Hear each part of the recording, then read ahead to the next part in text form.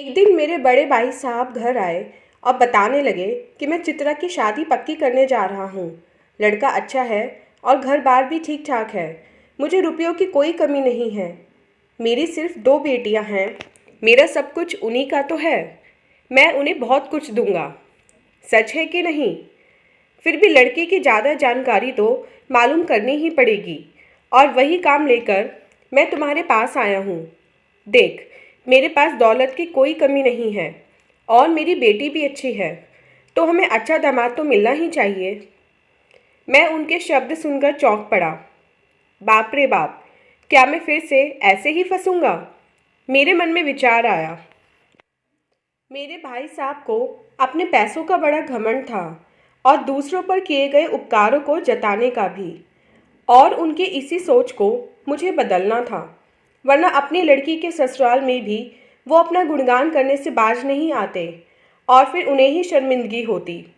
मैं वैसे ही उठ खड़ा हुआ और एक खत अलमारी में से निकालकर उन्हें देते हुए कहा, भैया, अब तुम्हें इस खत को पढ़ लो। मैं क्या कहना चाहता हूँ वह तुम समझ जाओगे। माननीय काका जी को नमस्कार। मैं ये पत्र जानबूझकर लिख रहा हूँ क्योंकि आज या कल कुछ बातें आपको मालूम होंगी, तो उसके कारण आपको पहले ही ज्ञात कराना चाहूँगा। आपने हमारी शादी तय करने में बड़ा योगदान दिया है। शादी के बाद मैं अपनी पत्नी के साथ उसके मायके जाया करता था, लेकिन हर बार किसी न किसी कारण वहाँ से नाराज़ होकर ही लौटता था। सासू माँ अक्सर कहती कि आपने जो पैंट पहनी है वह हमने दी थी, वही है ना? हाँ, क्या कभी अपनी पत्नी को कोई साड़ी दिलाई, या जो हमने दी थी उसी से काम चलाते हो? फिर अपनी बेटी से पूछती कि बेटी, क्या कोई नया गहना बनवाया या नहीं? यह गहने भी हमारे दिए हुए ही हैं। गले में अभी तक मामूली मंगलसूत्र ही है। क्या मैं दूं अपने गले का निकाल कर? मैं देख रही थी कि तेरे ससुराल वाले कुछ करते भी हैं या नहीं। मेरी सास हमारे घर में आती तब भी वही ढाक के तीन पात। यह थाली हमारी दी हुई है ना? यह सेट इतनी जल्दी क्यों निकाला है? वह दूर दूर के रिश्तेदारों को हमारा घर दिखाने लाती और बताती कि बेटी की गृहस्थी के लिए हमने सब कुछ दिया है। सुबह होते ही सास का फ़ोन आता कि क्या तुम अभी तक उठी नहीं हो? आज खाने में क्या बना रही हो? खाना बनाने के लिए नौकरानी क्यों नहीं रख लेती? तुम अपनी सास से कह दो कि मैंने कभी खाना बनाया नहीं है और मेरी माँ को भी इसकी आदत नहीं है। अगर तुम नौकरानी नहीं रख सकती तो मुझे बताओ, मैं एक नौकरानी तुम्हारे लिए भेज दूंगी जो तुम्हारे सारे काम कर लेगी। हमारी नई नई शादी हुई थी, सो अक्सर फिल्म देखने जाते तो फिर बाहर होटल में ही खाना खा लेते, तो कभी शॉपिंग के लिए निकल पड़ते। शुरू शुरू में ये बात मुझे चुभी नहीं। मेरे माता पिता, भैया भाभी, कौन हमें समझाता? माँ तो मेरी बिल्कुल सीधी सादी। उसने देखा कि उसका बेटा यानी मैं तो हूँ पूरा गोबर गणेश, फिर अपनी बीवी को क्या समझाऊंगा? घर में होने वाली कलह से बचने के लिए उसने मेरी अलग गृहस्थी बसाई। हम दोनों को उस पर बहुत गुस्सा आया, लेकिन इससे मेरी आंखें पूरी तरह खुल गईं। सिर्फ मीठी मीठी बातें और अच्छे शानदार कपड़े पहनने से पेट तो नहीं भरता। मेरी पत्नी को तो दाल चावल भी बनाना नहीं आता था। पहले जब मैं ससुराल जाता तो मेरी सास बताती कि ये पूरन पूरी नीतू ने ही बनाई है, आज का सारा खाना उसी ने बनाया है। आपको गुलाब जामुन पसंद है ना? वे भी उसी ने बनाए हैं। मेरे घर में माँ और भाभी होने के कारण मेरी पत्नी को क्या क्या बनाना आता है इसका पता ही नहीं चला। उसे पूरन पूरी तो क्या, सादी चपाती भी बनाना नहीं आता था। अगर अपनी माँ से पूछकर कुछ बनाना है तो पूछे कैसे? हमारे घर में फ़ोन ही नहीं था। सब कुछ मुश्किल। हमारे यहाँ फ़ोन नहीं था तो उसके माँ बाप हमेशा घर में आते, कहते कि हमेशा बाहर की चीज़ें लाकर खाते रहते हो। मेरी नाराज़गी दिन ब दिन बढ़ती जा रही थी। जब तक हमारी गृहस्थी अलग नहीं थी तब सारा खर्च पिताजी और भाई साहब उठाते थे, इसलिए यह बोझ मेरे सिर पर कभी नहीं आया। पैसे कैसे खर्च किया जाए, मित व्यय कैसे की जाए, मुझे इसका बिल्कुल ज्ञान नहीं था। होटल में खाना, घूमना, मौज मस्ती तथा शॉपिंग में ही मेरी सारी कमाई खर्च हो जाती थी। पिताजी से पैसे मांगना भी मुझे बिल्कुल अच्छा नहीं लगता था। मेरी माँ इस मजबूरी को समझती थी, इसलिए वे अपने साथ साथ मेरे घर के लिए भी राशन का इंतज़ाम कर देती थीं। अब मुझे जीवन की असलियत का पता चलने लगा था। नई नई शादी की मौज मस्ती अब खत्म हो चली थी।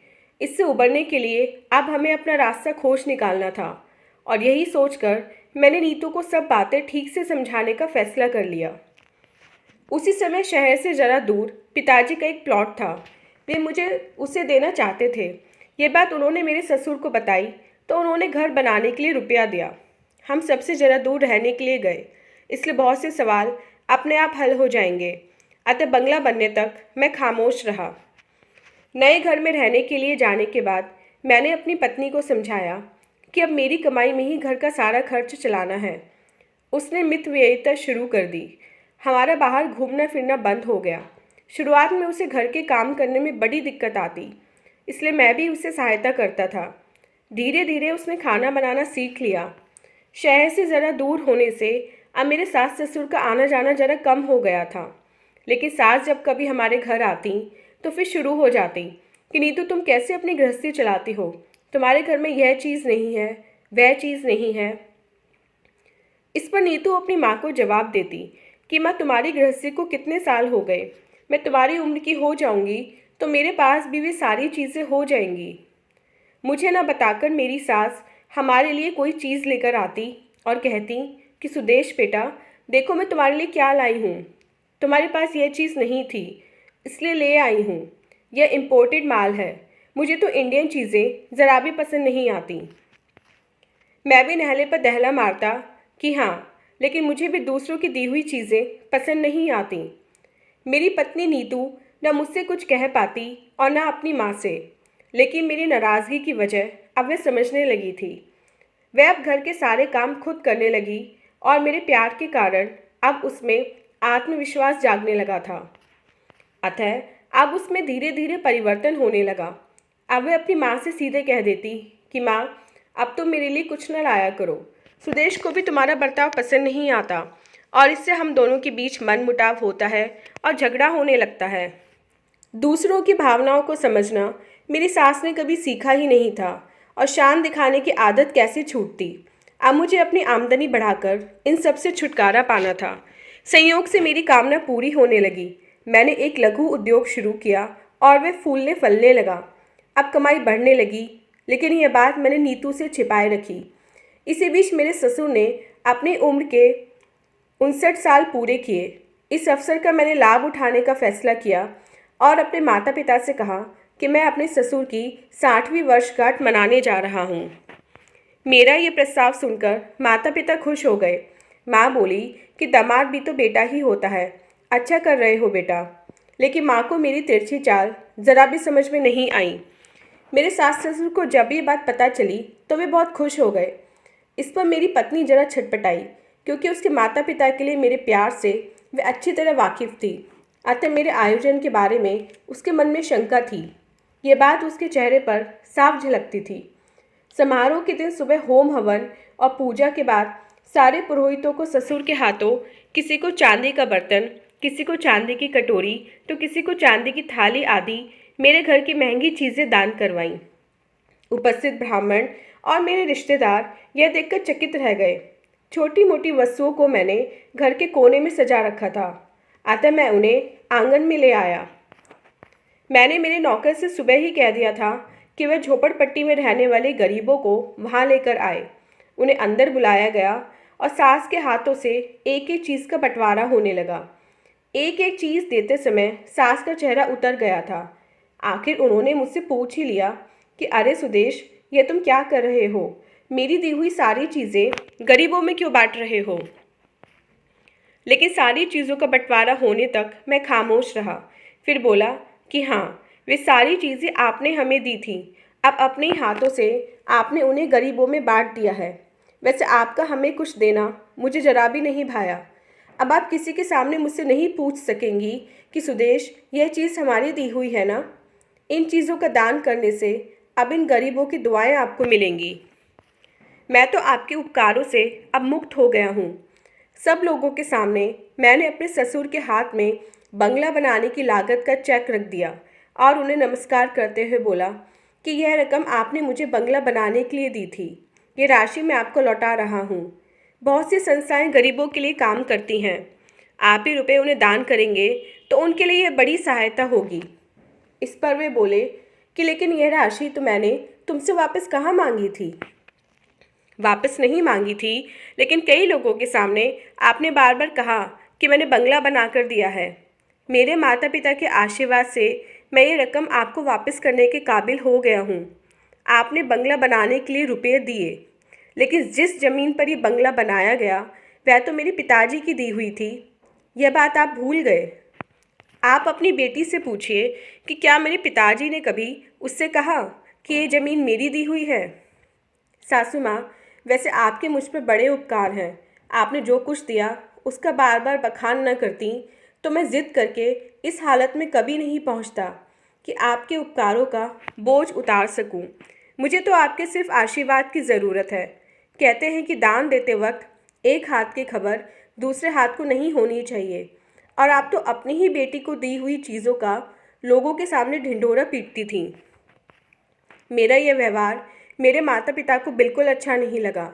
मेरी पत्नी को तो इस बात का गहरा सदमा लगा। वह अपनी माँ से बोली कि मैंने 1000 बार कहा था, लेकिन तुमने सुना नहीं। तुम्हें ऐसा ही जवाब मिलना था।